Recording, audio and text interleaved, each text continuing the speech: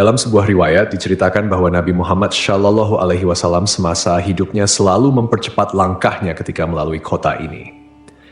Bahkan Nabi Shallallahu Alaihi Wasallam tidak pernah menoleh ke kanan atau kiri. Selain itu, Ibnu Battuta juga pernah menceritakan adanya rombongan karavan yang enggan berhenti di Madain Saleh. Konon, keengganan ini disebabkan karena Madain Saleh merupakan kota yang terkutuk. Orang-orang Arab menyebutnya sebagai markas jin yang harus dijauhi. Jika terpaksa harus ke tempat tersebut, maka seorang muslim harus melewatinya secepat mungkin dalam keadaan menangis dan takut akan murka Allah Subhanahu wa Ta'ala. Namun, saat ini pemerintah Arab Saudi membangun kota ini menjadi tempat wisata sejarah. Tentunya, hal ini bertentangan dengan apa yang disabdakan Nabi Shallallahu Alaihi Wasallam. Lalu, bagaimanakah kisah sejarah masa lalu tentang kota ini? Namun sebelum lanjut, mohon tonton video ini sampai selesai agar tidak ada kesalahpahaman serta dukung kanal ini dengan cara subscribe, like, dan komentar agar kanal ini semakin maju dan berkembang. Terima kasih. Al-Ula atau dikenal juga sebagai Madain Saleh menyuguhkan gurun pasir yang menakjubkan karena dikelilingi oleh gunung dan tebing yang tinggi. Menariknya, tebing tersebut dipahat dan diukir dengan bentuk yang khas. Kaum Tsamud adalah masyarakat yang terkenal dengan keahlian mereka dalam bercocok tanam, beternak, dan arsitektur. Namun, keahlian tersebut membuat mereka sombong dan merendahkan kaum lain. Gaya hidup mereka dipenuhi kemaksiatan seperti mabuk-mabukan, berzina, dan berfoya-foya. Melihat penyimpangan ini, Allah Subhanahu wa Ta'ala mengutus Nabi Saleh alaihi salam untuk mengajak mereka kembali ke jalan yang benar. Nabi Saleh menyeru, "Hai kaumku, sembahlah Allah. Sekali-kali tidak ada bagimu Tuhan selain Dia. Dia telah menciptakan kamu dari bumi dan menjadikan kamu pemakmurnya. Karena itu, mohonlah ampunannya, kemudian bertobatlah kepadanya. Sesungguhnya Tuhanku amat dekat rahmatnya dan memperkenankan doa hambanya." Namun, seruan Nabi Saleh ditolak oleh sebagian besar kaum Tsamud, terutama orang-orang kaya dan berkedudukan tinggi. Mereka berkata, "Hai Saleh, sesungguhnya kamu sebelum ini adalah seorang di antara kami yang kami harapkan. Apakah kamu melarang kami untuk menyembah apa yang disembah oleh bapak-bapak kami? Sesungguhnya kami ragu dan khawatir terhadap agama yang kamu serukan kepada kami." Suatu ketika kaum Tsamud berkumpul di suatu tempat, lalu Nabi Saleh mendatangi mereka, menyeru mereka kepada Allah, mengingatkan, memberi nasihat, dan menyampaikan perintah kepada mereka. Namun mereka menantang Nabi Saleh, "Jika engkau bisa mengeluarkan seekor unta betina bunting dengan ciri seperti ini dan itu dari batu besar ini," mereka menunjuk batu besar di sana dan menyebutkan sejumlah ciri yang mereka inginkan. Nabi Saleh kemudian berkata kepada mereka, "Bagaimana menurut kalian jika aku penuhi permintaan seperti yang kalian inginkan? Apakah kalian mau beriman kepada kebenaran yang aku sampaikan dan mempercayai risalah yang diutuskan kepadaku?" Mereka menjawab, "Ya." Nabi Saleh kemudian mengambil perjanjian mereka atas hal itu. Setelah itu, Nabi Saleh menghampiri tempat salat lalu salat kepada Allah Subhanahu wa Ta'ala sebagaimana yang Dia takdirkan untuknya. Setelah itu, ia memanjatkan doa kepada Allah Subhanahu wa Ta'ala agar permintaan mereka dikabulkan. Allah Subhanahu wa Ta'ala kemudian memerintahkan bongkahan batu besar tersebut untuk mengeluarkan seekor unta besar dan bunting dengan ciri-ciri tepat seperti yang mereka inginkan. Saat melihat mukjizat itu dengan mata kepala sendiri, mereka menyaksikan suatu hal besar, kuasa nyata, bukti jelas, dan terang. Banyak di antara mereka yang beriman, namun sebagian besar tetap kafir, tersesat, dan membangkang. Karena itu Allah Subhanahu wa Ta'ala berfirman, "Tetapi mereka menganiaya unta betina itu, yaitu mereka mengingkarinya." Sebagian besar di antara mereka enggan mengikuti kebenaran meskipun telah melihat mukjizat tersebut. Di antara tokoh yang menyatakan beriman adalah Junda bin Amr bin Muhallah bin Labid bin Jawas. Ia termasuk salah seorang pemimpin kaum Tsamud yang tetap berpegang teguh pada Islam. Yang menghalangi lainnya untuk beriman adalah Zu'ab bin Labid, Habab si pemilik berhala-berhala kaum Tsamud, Rabab bin Sya'ar bin Jalmus.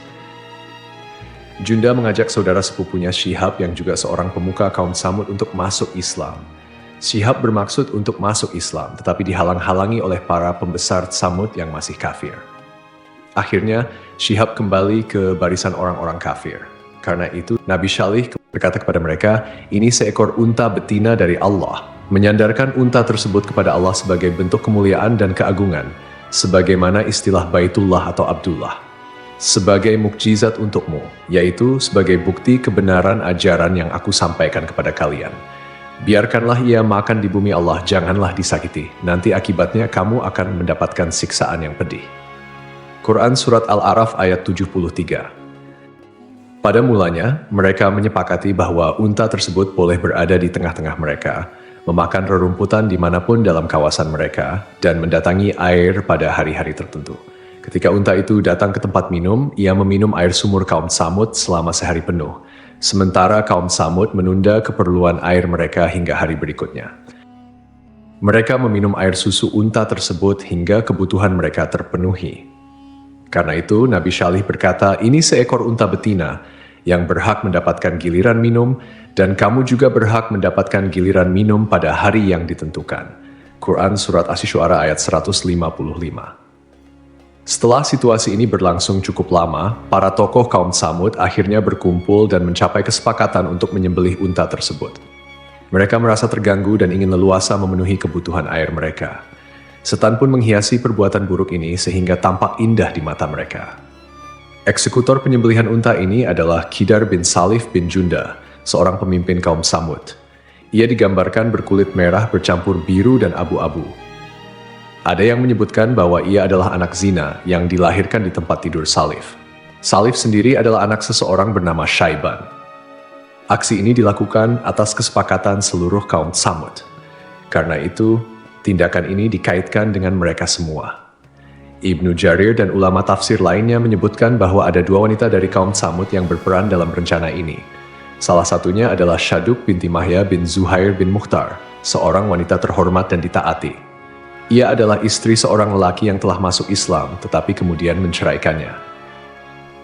Syaduk kemudian memanggil saudara sepupunya Mashraq bin Mahraj bin Mahya dan menawarkan dirinya jika Mashraq bersedia menyembelih unta tersebut. Wanita lainnya adalah Unaizah binti Gunaim bin Majlas yang memiliki kunyah Ummu Ganamah. Ia adalah wanita tua yang kafir.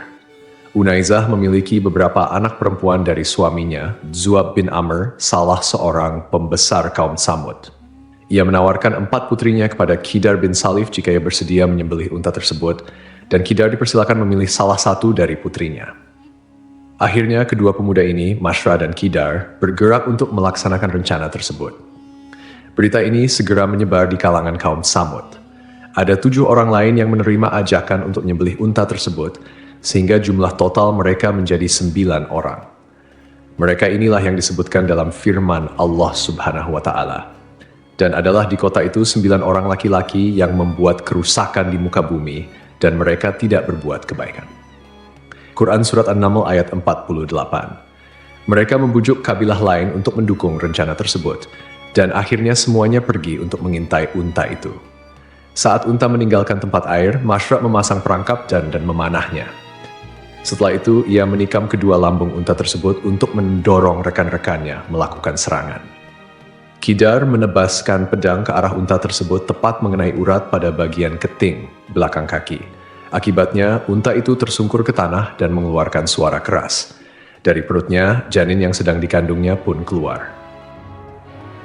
Diriwayatkan bahwa saat mereka menyembelih unta, orang pertama yang menyerang adalah Qidar bin Salif. Semoga laknat Allah atasnya. Qidar menyembelih unta itu hingga jatuh tersungkur. Lalu yang lainnya menyerang dengan pedang dan memotong-motong tubuh unta tersebut. Ketika anak unta melihat kejadian itu, ia melarikan diri, naik ke atas gunung, dan mengeluarkan suara keras sebanyak 3 kali. Setelah itu, ia masuk ke dalam bongkahan batu besar dan menghilang di sana. Nabi Syalih berkata kepada mereka, "Bersukarialah kamu semua di rumahmu selama 3 hari." Quran Surat Hud ayat 65. Ancaman ini diberikan setelah mereka menyembelih unta yang merupakan mukjizat dari Allah. Namun kaum Tsamud tetap tidak mempercayai peringatan tersebut. Bahkan pada sore harinya mereka merencanakan untuk membunuh Nabi Syalih.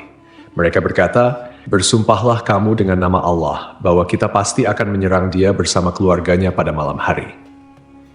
Mereka bermaksud menyerang Nabi Syalih di rumahnya bersama keluarganya dan melenyapkannya. Setelah itu, mereka berencana untuk mengingkari perbuatan tersebut jika para wali Nabi Syalih menuntut keadilan. Mereka berkata, Kemudian kita akan mengatakan kepada ahli warisnya, kami tidak menyaksikan kebinasaan keluarganya itu. Dan sungguh kami adalah orang-orang yang benar. Quran Surat An-Naml ayat 9. Allah Subhanahu wa Ta'ala kemudian mengirimkan bebatuan yang menimpa mereka yang berniat membunuh Nabi Syalih, sehingga mereka semua binasa. Ini adalah bentuk siksa yang disegerakan sebelum ajal mereka tiba. Pada hari Kamis, yaitu hari pertama dari masa penantian 3 hari, wajah mereka berubah menjadi pucat pasi, sebagaimana telah diancamkan oleh Nabi Syalih. Pada sore harinya, mereka saling berkata, 1 hari penantian telah berlalu. Pada pagi hari kedua, yaitu hari Jumat, wajah mereka berubah menjadi merah. Pada sore harinya, mereka berkata lagi, 2 hari penantian telah berlalu. Pada pagi hari ketiga, yaitu hari Sabtu, wajah mereka berubah menjadi hitam. Pada sore harinya, mereka berkata, masa penantian telah berlalu. Pada pagi hari Ahad, mereka mengenakan wewangian dan duduk menanti azab yang akan menimpa mereka. Mereka tidak tahu bentuk siksaan yang akan datang atau dari arah mana siksaan itu tiba. Saat matahari terbit, suara menggemuruh datang dari langit diikuti guncangan hebat dari bumi. Nyawa mereka melayang seketika, meninggalkan suasana senyap.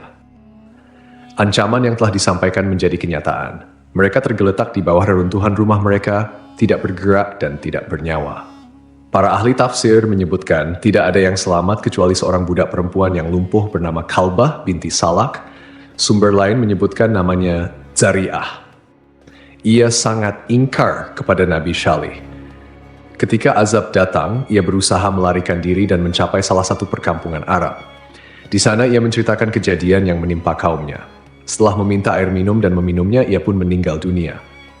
Allah Subhanahu wa Ta'ala berfirman, seolah-olah mereka belum pernah tinggal di tempat itu. Quran Surat Hud ayat 68. Artinya, mereka seakan-akan tidak pernah hidup di negeri itu dengan segala kelimpahan rezeki dan kekayaan. Allah juga berfirman, ingatlah kaum Tsamud mengingkari Rabb mereka. Ingatlah, binasalah kaum Tsamud. Setelah kaumnya binasa, Nabi Syalih berkata kepada mereka sambil meninggalkan negeri tersebut, wahai kaumku, sungguh aku telah menyampaikan amanat Tuhanku kepadamu dan aku telah menasihati kamu. Nabi Syalih menegaskan bahwa ia telah berusaha sekuat tenaga untuk memberikan petunjuk kepada mereka dengan tutur kata, tindakan, dan niat yang tulus. Namun, kaum Tsamud menolak kebenaran dan tidak menyukai orang yang memberikan nasihat.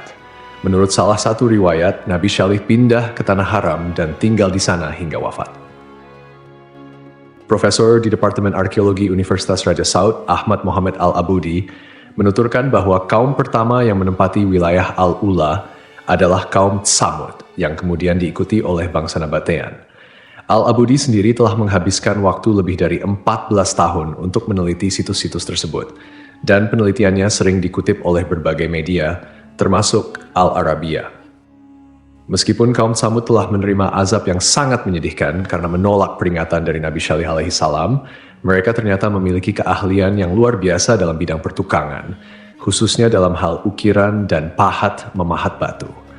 Salah satu bukti dari kemahiran kaum Tsamud dalam mengukir ditemukan oleh arkeolog yang mengkaji sejarah kaum Nabi Hud alaihi salam dan kaum Tsamud di Arabia Selatan, Brian Doe. Ia menyatakan bahwa kaum Tsamud dikenal melalui berbagai tulisan dan pahatan pada dinding batu yang mereka tinggalkan. Tulisan-tulisan ini secara grafis memiliki kemiripan dengan huruf-huruf Semitik yang dikenal dengan sebutan Tamudik. Banyak dari tulisan-tulisan ini ditemukan di wilayah Arabia Selatan hingga ke kawasan Hijaz. Selain itu, para arkeolog juga berhasil menemukan sejumlah batu karang yang merupakan peninggalan budaya kaum Tsamud. Penemuan ini tersebar di berbagai tempat seperti pegunungan dan lembah-lembah di wilayah Arabia Selatan dan Tengah, termasuk di Gunung Atlab, serta berbagai artefak seperti tembikar yang menggambarkan kecanggihan teknik pembuatan barang-barang mereka. Karena keterampilan dan kepandaian mereka, ukir jadikan komoditas perdagangan dengan komunitas lain. Sebagian dari ukiran tersebut juga digunakan sebagai dekorasi di rumah-rumah mereka. Kaum Tsamud juga dikenal memproduksi barang pecah belah seperti tembikar dengan desain unik dan nilai seni yang tinggi. Selain itu, mereka juga memperdagangkan kemenyan dan rempah-rempah yang memberikan mereka kekayaan yang memungkinkan mereka membangun istana, rumah yang dipahat dari batu, serta makam-makam yang terletak pada tebing-tebing karang. Kota ini, yang kini dikenal sebagai Madain Saleh, berasal dari bahasa Arab yang berarti kota Saleh. Kota kuno ini terletak di bagian utara Hijaz, yang saat ini menjadi wilayah Arab Saudi, sekitar 20 km dari kota Al-Ula. Kaum Samud dan Nabatean, mereka hidup sekitar 3.000 tahun sebelum Masehi, antara zaman Nabi Nuh alaihissalam hingga zaman Nabi Muhammad shallallahu alaihi wasallam. Situs bersejarah ini terletak di barat laut kota Al-Ula, pada posisi strategis di salah satu rute perdagangan kuno yang menghubungkan selatan Semenanjung Arab dengan utara, termasuk Mesopotamia, Suriah, dan Mesir. Jarak antara Madain Saleh dengan kota Madinah sekitar 450 km, sedangkan dari Makkah sekitar 900 km. Perjalanan dari Madinah memakan waktu sekitar 4 jam melalui jalur panjang yang membelah gunung dan gurun berbatu. Madain Saleh dahulu dikenal dengan nama Al-Hijr, yang berarti tempat berbatu, karena lokasinya berupa bukit-bukit berbatu. Nama ini bertahan hingga abad ke-14 Masehi, sebelum seorang wisatawan Andalusia mengganti namanya menjadi Madain Saleh, yang diambil dari nama Nabi Saleh alaihissalam. Jika kita mengunjungi Madain Saleh, kita akan menemukan peninggalan kaum Samud, yang disebutkan dalam Al-Quran sebagai kaum yang ingkar terhadap ajaran Nabi Saleh, hingga akhirnya mendapat azab dari Allah Subhanahu wa Ta'ala. Madain Saleh merupakan gugusan bebatuan pasir yang mengesankan. Bukit-bukit pasirnya memiliki warna beragam, dari merah, kuning, hingga putih. Bukit-bukit tersebut dipahat menjadi rumah-rumah dengan arsitektur yang menyerupai peninggalan Yunani dan Romawi kuno. Sebanyak 132 pahatan ditemukan di bukit-bukit tersebut. Pahatan-pahatan ini digunakan untuk berbagai fungsi seperti rumah, tempat pemujaan, dan makam. Pada tahun 2008, UNESCO menetapkan Madain Saleh sebagai situs warisan dunia. Kawasan ini memiliki luas sekitar 4.000 hektar dan menjadi situs warisan dunia pertama di Arab Saudi. Seiring berjalannya waktu, kota Al-Ula telah mengalami perubahan signifikan, terutama dengan adanya implementasi Vision 2030 oleh pemerintah Arab Saudi. Dulu, Al-Ula adalah sebuah tempat yang tidak dikenal luas, bahkan merupakan tempat yang dilarang untuk dikunjungi oleh Nabi Shallallahu Alaihi Wasallam, seperti yang tercatat dalam hadis-hadis beliau. Namun, kini kota Al-Ula telah berubah menjadi tujuan wisata yang populer, dilengkapi dengan resor-resor mewah dan fasilitas modern.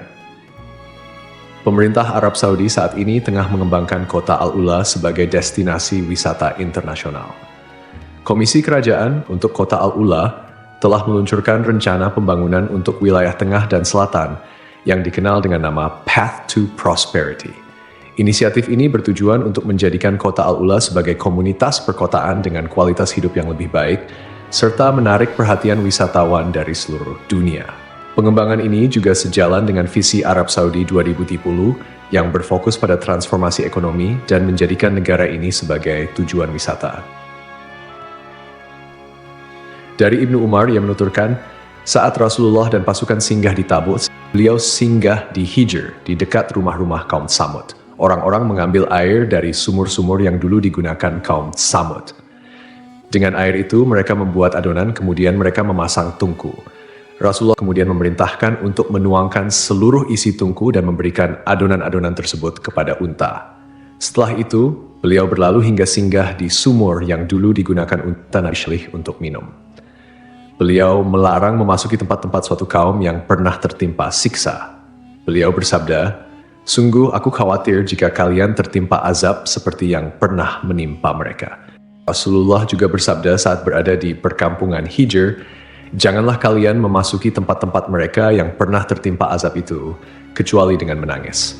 Jika kalian tidak menangis, jangan memasuki tempat-tempat mereka agar kalian tidak tertimpa azab seperti yang pernah menimpa mereka." Lantas, apa hukumnya Muslim mendatangi Al-Ula atau Madain Saleh? Ada beberapa kebingungan mengenai kota Al-Ula dan Madain Saleh. Keduanya merupakan dua lokasi yang berbeda, tetapi letaknya berdekatan dengan jarak tempuh sekitar 25 hingga 31 km. Ulama Arab Saudi, Sheikh Asim Al-Hakim, ketika mendapat pertanyaan tersebut, mengatakan bahwa Madain Saleh adalah daerah yang dilarang Rasulullah untuk didatangi. Jika terpaksa harus ke tempat tersebut, maka seorang muslim harus melewatinya secepat mungkin dalam keadaan menangis dan takut atas murka Allah. Namun daerah ini harus didefinisikan dengan jelas, karena saat ini Madain Saleh adalah nama yang diberikan untuk seluruh wilayah. Daerah yang ditimpa azab dan siksa Allah adalah daerah yang terbatas. Oleh karena itu, seseorang harus bertanya kepada ahli tentang lokasi tersebut, di mana daerah ini bermula dan di mana berakhir. Inilah daerah yang tidak boleh dimasuki atau didekati. Selain itu, tidak masalah, jelas Sheikh Asim Al-Hakim. Tidak semua daerah Al-Ula atau Madain Saleh tertimpa azab Allah yang diturunkan kepada kaum Tsamud. Oleh karena itu, penting untuk mengetahui batasannya, mana daerah yang dilarang dan mana yang diperbolehkan untuk dimasuki. Daerah yang terkena azab Allah jelas tidak boleh dimasuki. Wallahu alam. Bagaimana pendapat sahabat sekalian? Tulis di kolom komentar.